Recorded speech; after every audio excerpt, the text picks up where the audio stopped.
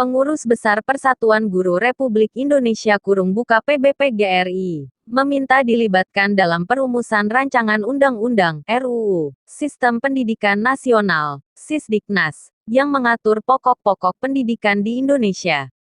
Ketua Departemen Litbang Pengurus Besar PGRI Sumardiansyah mengatakan, PGRI perlu dilibatkan karena mereka merupakan organisasi guru tertua yang memiliki 3,4 juta anggota yang tersebar dari mulai tingkat ranting, kecamatan, kabupaten, kota, dan pengurus besar.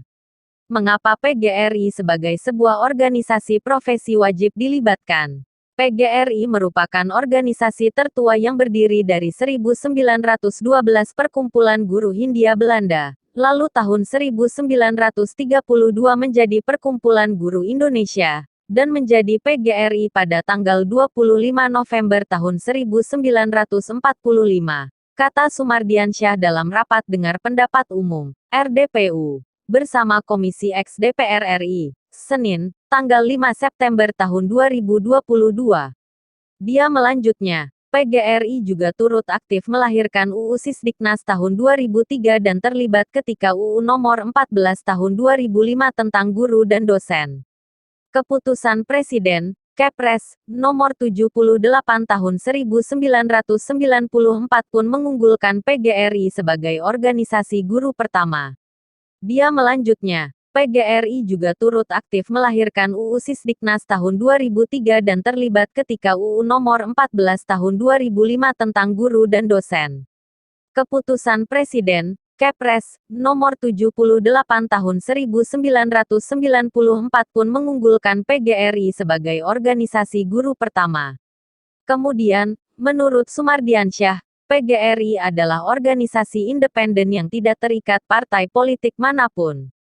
PGRI juga merupakan organisasi guru pertama yang memiliki kode etik, dilahirkan pada Kongres PGRI ke-12 di Jakarta sekitar tahun 1973.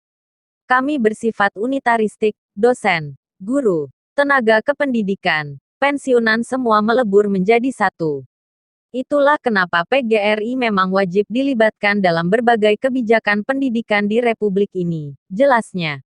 Dia mengakui, sejauh ini pembahasan RUU Sisdiknas belum melibatkan para guru, sehingga ada 4 poin yang menjadi catatan dalam RUU termasuk soal penghapusan pasal tunjangan profesi guru, TPG. Secara substansi, bidang pendidikan yang sebelumnya diatur dalam UU Nomor 20 Tahun 2003 tentang Sisdiknas, UU Nomor 14 Tahun 2005 tentang guru dan dosen, dan UU Nomor 12 Tahun 2005 tentang pendidikan tinggi masih banyak yang belum termuat di dalam UU Sisdiknas.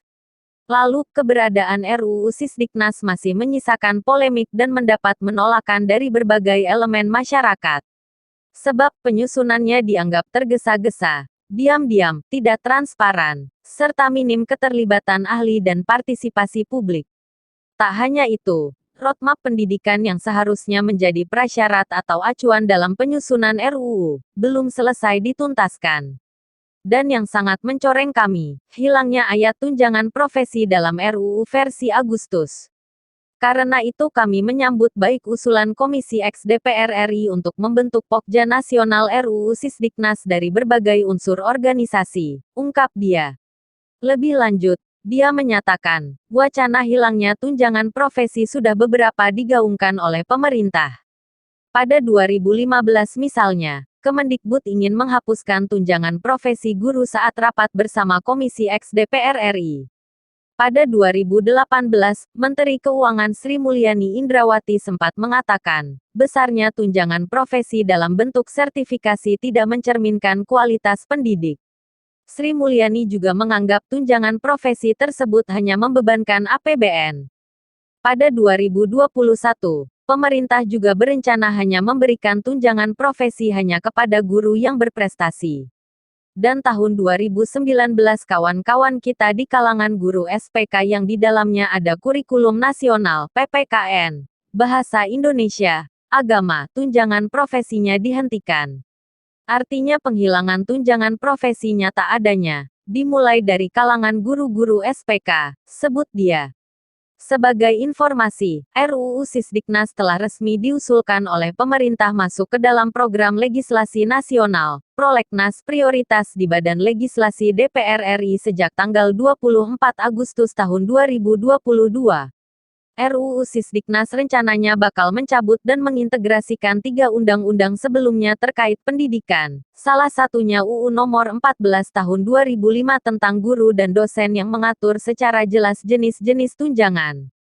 Sayangnya, dalam RUU Sisdiknas, pasal tentang tunjangan profesi guru dihapus.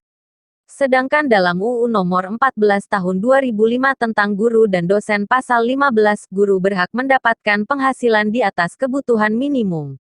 Di dalamnya terdapat gaji pokok, tunjangan yang melekat pada gaji, serta penghasilan lain berupa tunjangan profesi, tunjangan khusus, hingga tunjangan kehormatan. Lebih rinci, tunjangan profesi guru diatur dalam pasal 16 ayat 1-6 dalam UU tentang guru dan dosen. Tunjangan fungsional diatur di pasal 17 ayat 1-3, tunjangan khusus dalam pasal 18 ayat 1-4, dan maslahat tambahan di pasal 19.